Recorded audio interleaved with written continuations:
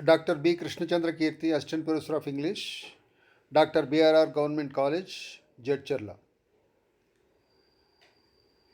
In this class, let us review the poem A Psalm of Life, written by Henry Wadsworth Longfellow, and uh, evaluate some important aspects of the poem. A Psalm of Life by Henry Wadsworth Longfellow. Let us learn in brief about the author. Henry Wadsworth Longfellow, 1807 to 1882, was one of America's best loved poets and the most popular poet of his time. His most famous works include The Song of Hiawatha, Paul Revere Wright, and Evangeline. His lyric poetry is reminiscent of English romantic poetry. The age of romanticism includes great stalwarts like John Keats, William Wordsworth, P.B. Shelley, etc., and other traditional European styles, and often present stories of mythology and legendary. The popular appeal of Longfellow's poetry is mainly due to the natural grace and beauty of his verse, and also because of the simple themes, the spirit of joy, optimism, and faith in the goodness of life that is so characteristic of his poetry.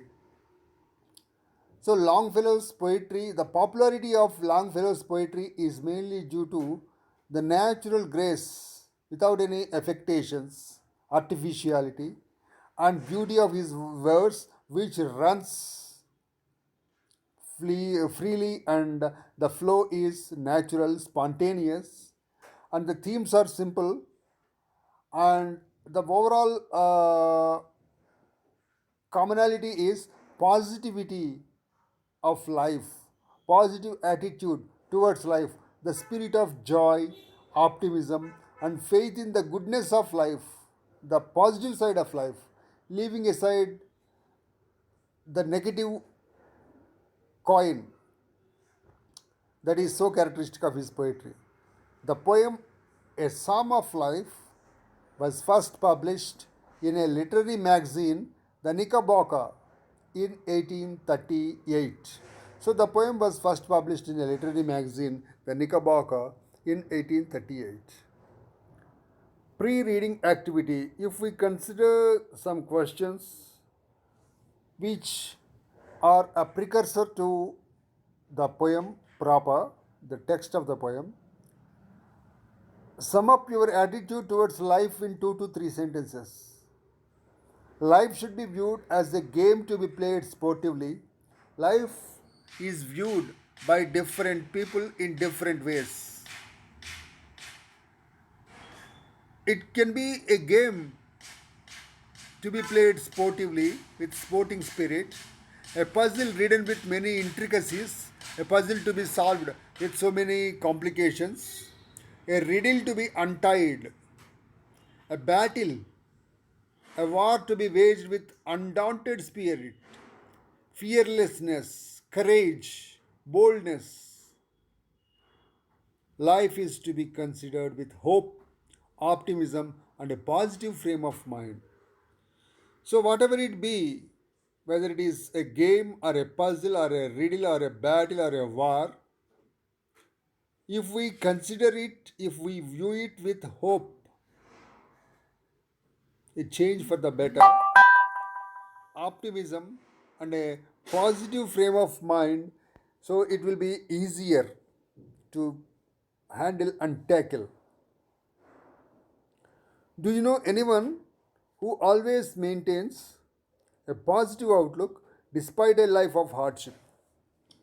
So there will be some, but not many. We can now and then come across such people who who always wear a smile, who will always be cheerful despite bearing agony, pain, tragedy, sorrow, sadness, all these things inwardly. Despite a life of hardship, they wear and bear a positive outlook.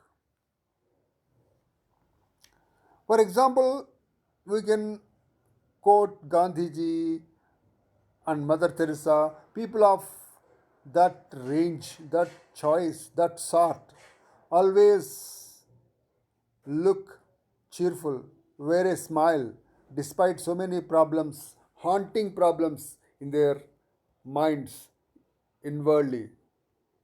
What should be a person do to live a meaningful life? A person should live with hope, optimism, feelings of positivity, help, and love others. So, positivity, positive thinking, positive side of life is so important. We should live with hope and optimism. Hope is the driving force that fuels our life's vehicle. We should always try to help others as much as we can within our range and love others. Love is the propelling force. He should not let the feelings of envy, jealousy, and hatred enter and dwell in his mind to lead a meaningful life. So, in order to lead a meaningful life, the first aspect is there are two aspects, two sides of the coin: positive aspect and negative aspect.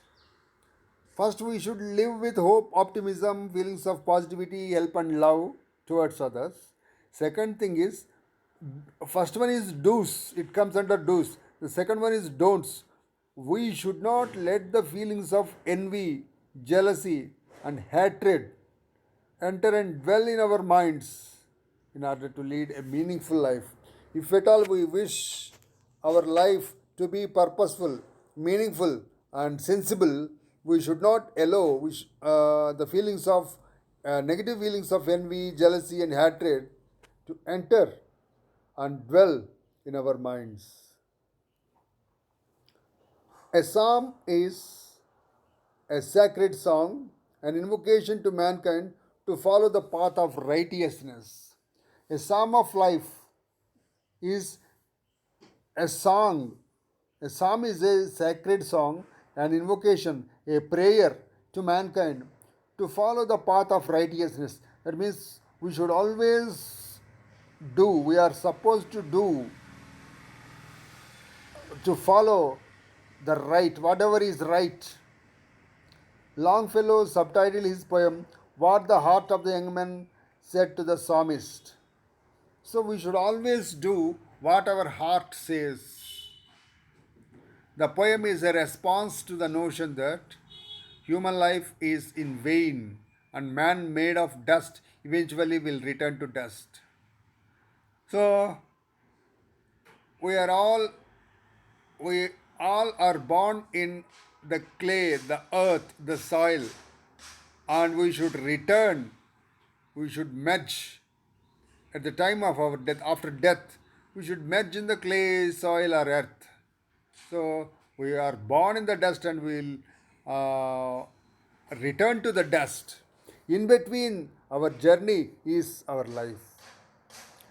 A philosophical note is struck by the poet. The poem strikes at the root of the belief that discourages people from attempting much as are all headed to the grave anyway. So the poem suggests us not to expect too much in our life. It discourages people from attempting much as are all headed to the grave anyway. There should not be any discrimination, there should not be any distinctions, any differences among people. For example, color, race, region, religion, language, etc. etc. Because all of us should lead to the grave. Longfellow described the poem as a transcript of my thoughts and feelings at the time I wrote, and of the conviction therein expressed that life is something more than an ideal dream. So, the poem is an expression of the poet's thoughts and feelings, of his convictions, of his beliefs, of his faith of life. That life is something more than an ideal dream. Life is not a dream. Life is not an ideal dream.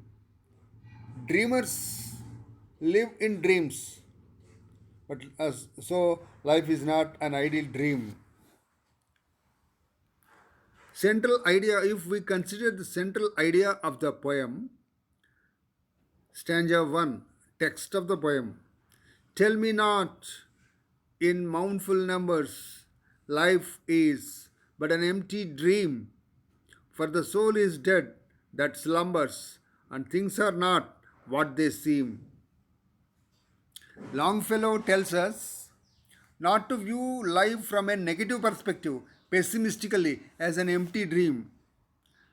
Life is a beautiful dream, but we should not live in dreams. We should not spend our life in dreams. We should do something worthwhile. Life is a beautiful dream. We should not live in dreams. And life is not an empty dream. There is some substance in life. We should not view life from a negative perspective, pessimistically, with despair,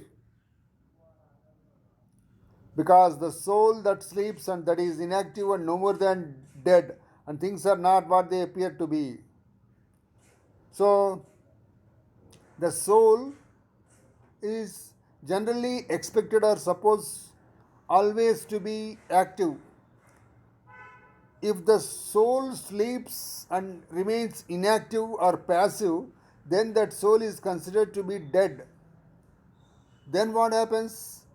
Things are not what they appear to be. This reminds us of the proverbial saying like, all that glitters is not gold and appearances are often deceptive. So our soul is expected to be active. If it becomes passive or inactive, things will not be what they appear to be. So outward appearance and inward content or substance will be quite different. Then these things remind us of some proverbial sayings like all that glitters is not gold. Many things glitter in golden color, but all those things cannot be golden, cannot be gold. Appearances, outward appearances are often deceptive. Some people speak sweetly, they may speak sweetly, but inwardly they are villainous. So we should not be led away, we should not be misled or mistaken on seeing the outward content, appearance, features. The poet says that life is not an empty dream because life is filled with so many joys, sorrows, hopes, ambitions, and aspirations. So, life cannot be an empty dream, and life is not an empty dream. We dream of our life, we dream of beautiful life. So, our dreams must be beautiful. That does not mean that they should be confined, our actions should be confined only to dreams. Life is filled with so many joys, sorrows, hopes, ambitions, and aspirations. Life is promising, colorful, and yet sometimes gloomy and dejecting. As such, it cannot become empty. So, whether it is positive or negative, that is a different thing. But life cannot be kept empty. Sometimes we have positive feelings or aspects like joys, hopes, ambitions, and aspirations. Sometimes we perceive, we view life filled with negative aspects like gloom and dejection or despair. So, whatever it is, positive or negative, life is not an empty dream. It is filled with some aspects, whether positive or negative. Here, an interesting thing is a comparison may be invited to Charlotte Brant's poem Life. The tone, mood, and spirit of the opening lines of the poem are quite similar to Longfellow's poem. So, the tone, mood, and spirit of both the poems, Longfellow's A Psalm and Charlotte Brant's Life, both are similar in terms of tone, mood, and spirit of the opening lines. Life, Charlotte Brant, life, believe, is not a dream so dark as sages say. So, Brant also says that life is not a dream so dark. Life is not a dream which is dark, not so dark as sages describe. And Henry Longfellow also says that life is not an empty dream, life is real, life is earnest, and the grave is not its goal. Dust thou art, to dust returnest, was not spoken of the soul. Second stanza of the poem A Psalm of Life by Henry Wadsworth Longfellow. The poet wants to make it clear that life is not a dream that vanishes on waking from sleep, but it is real, practical, and a result of your sincere, deep, and intense conviction, faith, or belief. Since life is real, death is not its goal. We are not born to die. So, the poet wants to make it clear that life is not a dream that vanishes on waking from sleep. Generally, when we are deep asleep, we have dreams. That is the conception. Life cannot be a dream. Life is not a dream that vanishes. What happens in terms of real dreams? When we wake up from our deep sleep or sleep, the dreams vanish. We find the reality. The dreams vanish. But here, since life is not a dream, it cannot vanish. It cannot be hollow or it cannot be empty without any substance or content. Life is real, life is practical, and it is the result of our sincere, deep, and intense conviction, faith, or belief. Since life is real, death is not its goal. We are all we all are born, we live our lives, and we will die one day. But death is not the goal of our life. It will happen automatically, naturally. We proceed to death. But we are not born to die. We should do something substantial. We should achieve something. We should leave our footprints, our marks. Man is born from dust or soil and he will return to dust or soil. Life and death both will take place on earth, and so is the saying from womb to tomb. So, in our journey towards death, after we are born, uh, womb to tomb, this saying goes, our journey is described as womb to tomb. The two phases of life, birth and death, are applicable to this physical mortal body only, but not the immortal formless soul, which is beyond and above these phases. So there are two aspects, life and death, and another two aspects, body and soul. So birth and death are applicable to the physical mortal body,